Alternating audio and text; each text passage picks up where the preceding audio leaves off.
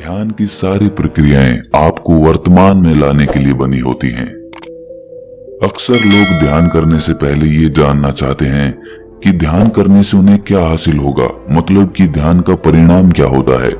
ये गौर करने की बात है कि ये सवाल जो उसके मन में उठ रहा है, ये भविष्य की चिंता का ही रूप है, क्योंकि ध्यान तो अभी करना होता है लेकिन उसका परिणाम हमेशा भविष्य में मिलता है। और इसी तरह हमारा मन कहीं ना कहीं भविष्य या अतीत की चिंताओं में घिरा रहता है, और ध्यान हमारे मन और मस्तिष्क को भविष्य और अतीत से खींचकर वर्तमान में लेकर आता है। और जब हमारा मन वर्तमान का मजा चख लेता है तो उसे वास्तविक आनंद का अनुभव होता है। एक इंसान की पूरी जिंदगी अगर दो शब्दों में समाहित की जाए और दो ये सुख और दुख मिलकर एक ऐसा चक्र बनाते हैं, एक ऐसा गोला, एक ऐसा पहिया बनाते हैं कि इंसान जिंदगी भर उस पहिए में गोल गोल घूमता रहता है। और उस गोले में चलते चलते कभी वो दुख को पार करके सुख में पहुंच जाता है, लेकिन उसे उस वक्त ये नहीं पता का गोला भी घूमकर फिर से दुख में लेकर आएगा और इसी चक्र में जीवन निकल जाता है।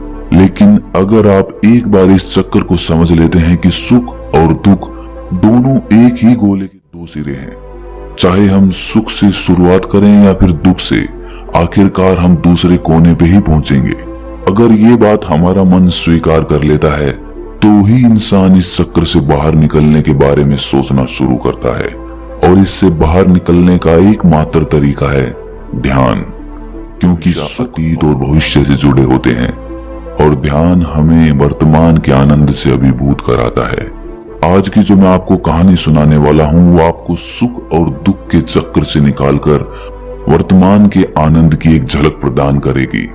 इससे पहले कि आप इस कहानी में खो जाएं, इस चैनल को सब्सक्राइब जरूर कर लें। एक बार की बात है, एक नौजवान युवक बुद्ध के पास आता है और उनसे कहता है कि हे बुद्ध, क्या आप मेरे एक सवाल का जवाब देंगे? बुद्ध ने मुस्कुराते हुए कहा कि पूछो, क्या पूछना है? इसके बाद उस युवक ने कहा कि हे बुद्ध, मेरी उम्र अभी बहुत ज्यादा नहीं है, लेकिन मैं बहुत परेशान रहता हूँ, बहुत दुखी रहता हूँ। जानना चाहता हूँ कि मेरे जीवन में अभी से इतने दुख हैं, तो मेरी जिंदगी तो अभी बहुत बाकी है। क्या मेरे जीवन में दुख बढ़ते ही रहेंगे? क्या इन दुखों से छुटकारा पाने का कोई रास्ता नहीं है? ये सुनकर बुद्ध कहते हैं कि कहाँ है तुम्हारे दुख? मुझे तो दिखाई नहीं दे रहे। ये सुनकर वो युवक कहता है कि हे बुद्ध, दुख तो मेरे अंदर है, मेरे भीतर है, वो आपको कैसे दिखाई देंगे? ये सुनकर बुद्ध उस युवक से पूछते हैं कि क्या तुम्हें अपने दुख दिखाई देते हैं? वो युवक कहता है कि हाँ बुद्ध, मैं अपने दुखों को भली भांति देख पा रहा हूँ। तब बुद्ध ने पूछा कि इन दुखों का मूल क्या है? बुद्ध में और उस युवक में चर्चा चल ही रही होती है कि तभी एक भिक्षु दौड़कर वहां पर आता है। वो भिक्षु तथागत बुद्ध के कान में कुछ कहता है। इसके बाद बुद्ध उस युवक से कहते हैं, आज मैं तुम्हें जीवन का सत्य दिखाने के लिए एक जगह पर लेकर चलता हूँ। वहां पे तुम्हें कुछ भी नहीं बोलना है, चुपचाप सारी बातें सुनते रहना है। इसके बाद तुम्हें अपने सारे प्रश्नों के उत्तर खुद ही मिल जाएंगे। ये कहकर वो युवक गौतम बुद्ध के पीछे पीछे चलने लगता है। कुछ दूर चलने के बाद गौतम बुद्ध एक घर में प्रवेश करते हैं। घर में प्रवेश करने के बाद वो युवक और तथागत बुद्ध देखते हैं कि वहां पर बहुत सारे लोग इकट्ठे हो रखे हैं और बीच में चारपाई पर एक वृद्ध आदमी लेटा हुआ है। बुद्ध को देखते ही सभी लोगों ने उनके लिए राह बनाई और बुद्ध उस आदमी के पास वहीं उसकी चारपाई पर जाकर बैठ जाते हैं। वो युवक भी पास में ही बैठ जाता है। इसके बाद वो वृद्ध आदमी था कहना शुरू करता है कि हे बुद्ध, मैं नहीं जानता कि मेरे जीवन में कितनी सांसें और बची हैं।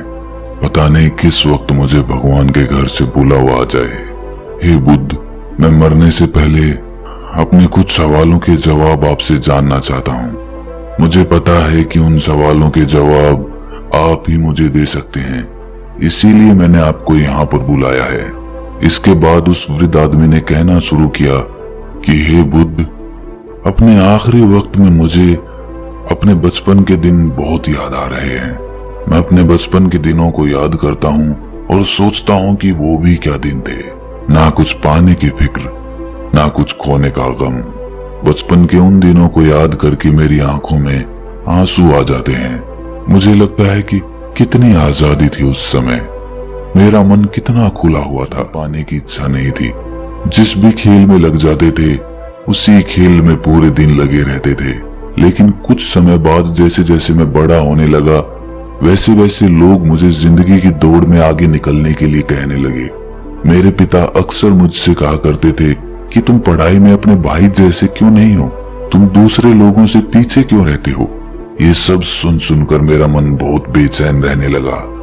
लोग मुझे बहुत ताने देते थे क्योंकि ना तो मैं खेल में अच्छा था और ना ही पढ़ाई में अच्छा था।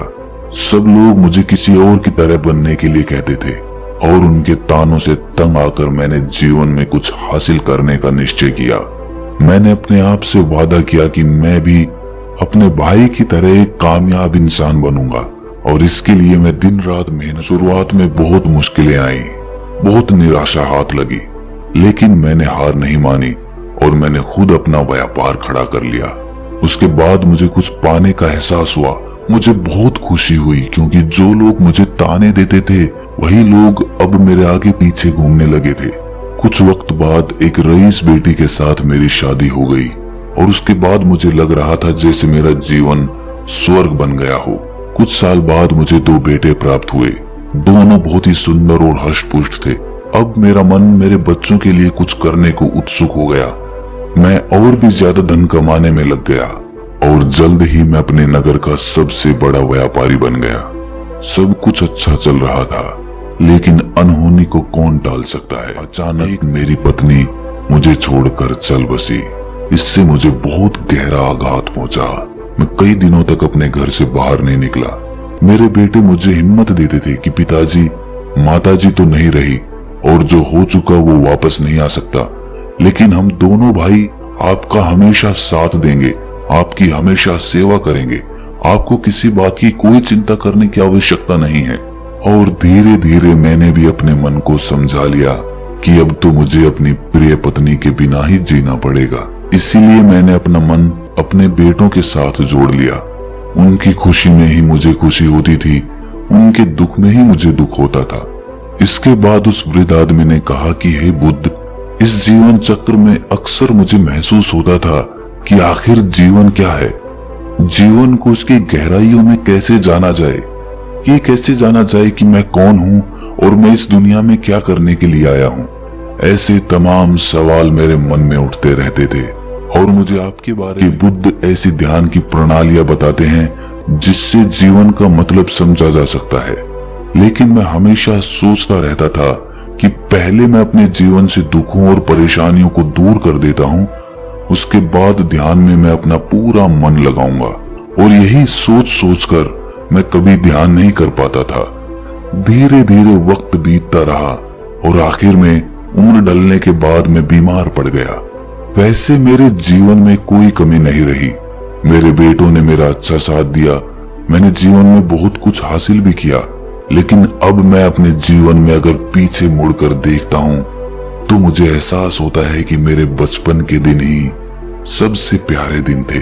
तब उस वृद्ध आदमी ने बुद्ध से पूछा, मैं चंद घड़ियों का मेहमान बचा हूँ, ये मैं जानता हूँ, लेकिन क्या आप कुछ ऐसा सूत्र मुझे बता सकते हैं जिससे कि मैं सुकून से मर सकूं, मेरे मन के सारे सवाल जवाब शांत हो जाएं और मैं जीवन का असली मतलब समझकर मर सकूं।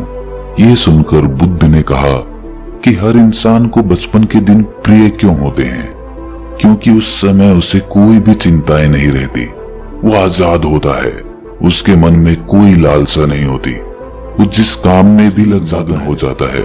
लेकिन जैसे जैसे इंसान की आयु बढ़ने लगती है वैसे वैसे उसकी इच्छाएं, उसकी कामनाएं दिन ब दिन बढ़ती जाती है और इसीलिए अक्सर इंसान भविष्य की तैयारियों में लगा रहता है या फिर अतीत के बारे में सोचता रहता है और वो वर्तमान में जीना भूल ही जाता है। और वहीं अगर हम किसी छोटे बच्चे को देखें तो उसके लिए कोई भविष्य या कोई अतीत नहीं होता, उसके लिए बस वर्तमान होता है और इसीलिए वो वर्तमान में पूरा आनंदित होकर रहता है। तुमने अपना पूरा जीवन अपनी कामयाबियों, अपने बेटों, अपनी पत्नी और अपने भविष्य की योजनाओं में ही बिता दिया, और तुम हमेशा यही सोचते रहे कि पहले मैं अपने जीवन को व्यवस्थित कर लेता हूं और उसके बाद सत्य की खोज करूंगा, उसके बाद ध्यान करूंगा।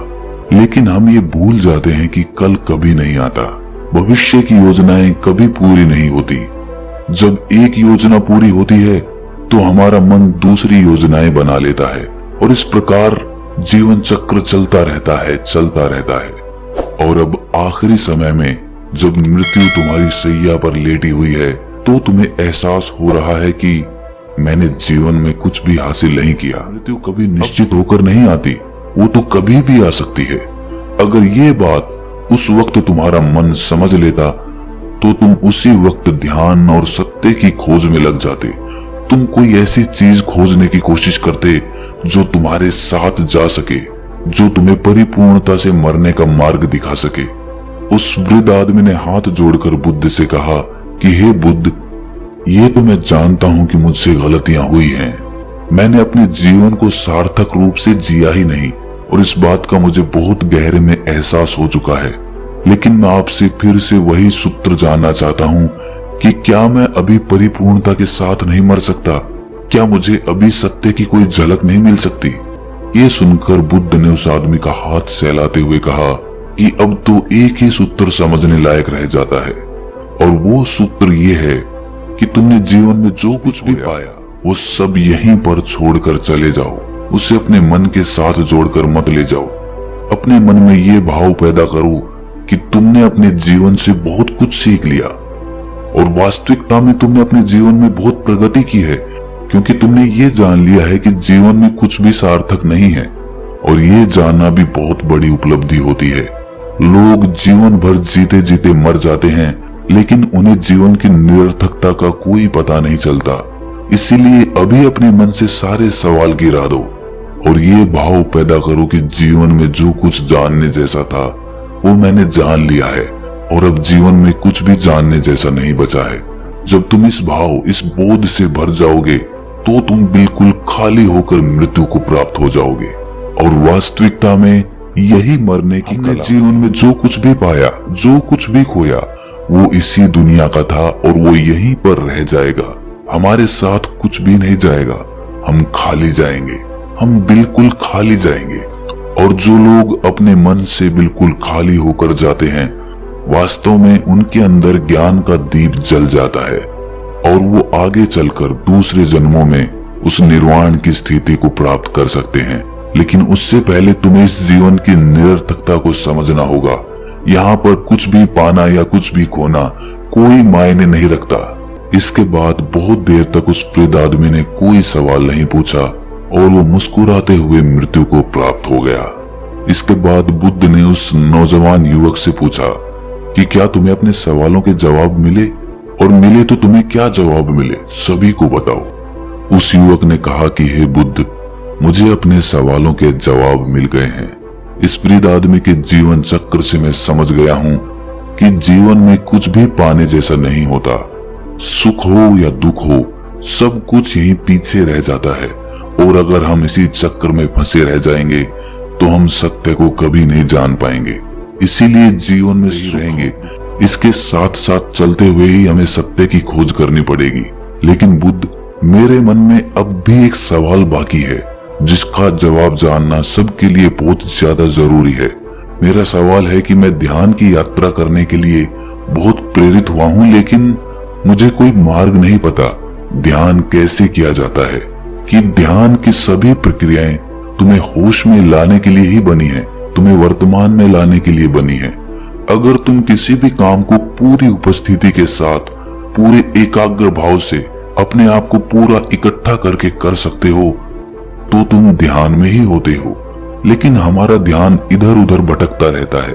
अपना काम करते करते वर्तमान में रहने के लिए मैं तुम्हें एक छोटी सी विधि बताता हूँ जिसके जरिए तुम अपना काम भी कर सकते, समझ सकते हो।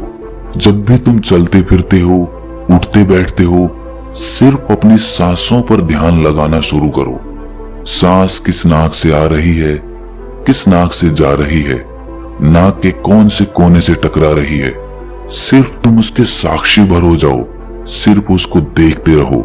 कुछ भी काम कर रहे हो, चल रहे हो, फिर रहे हो, खाना खा रहे हो, सिर्फ अपनी सांस पर ध्यान लगाओ और ये करते वक्त तुम्हें महसूस होगा कि तुम्हारा दिमाग, तुम्हारे विचार तुम्हें इधर उधर ले जाते हैं, लेकिन थोड़ी देर बाद तुम्हें फिर से होश आएगा कि तुम्हें अपनी सांस और तुम्हारा ध्यान फिर से सांसों पर टिक जाएगा। और धीरे धीरे जब तुम अपने विचारों को देखने लगोगे तो तुम पाओगे कि विचार विलीन होने लगे हैं। तुम्हारे अंदर बस एक खाली मैदान बचा हुआ है, सारे सवाल जवाब विलीन हो चुके हैं। इसके बाद बुद्ध ने कहा कि सांसें जो होती हैं वो वर्तमान में चलती है, ना ही वो भविष्य में चलती हैं, ना ही अतीत में चलती है। वो वर्तमान होता है, वही वर्तमान स्थिति होती है। और जब तुम अपनी सांसों से जुड़ जाते हो तो तुम वर्तमान में ध्यान लगाना सीख जाते हो, क्योंकि सांसें जिन पर तुम ध्यान लगा रहे हो वो वर्तमान में चल रही होती है। इसके बाद धीरे धीरे कदम दर कदम तुम्हें ध्यान का खुद ही एहसास होने लगेगा। फिर तुम जो भी काम करोगे उसमें तुम्हारा पूरा चित्त लगा होगा। तो शुरुआत वहीं से करो जहां पर तुम हो, यहीं से अभी से अपनी सांसों को पकड़ना शुरू कर दो। तो दोस्तों, कैसी लगी आपको ये कहानी कमेंट सेक्शन में जरूर बताना, और अच्छी लगी तो इस चैनल को सब्सक्राइब करना मत भूलना। तो मिलते हैं अगली कहानी में, तब तक के लिए अपना ख्याल रखें।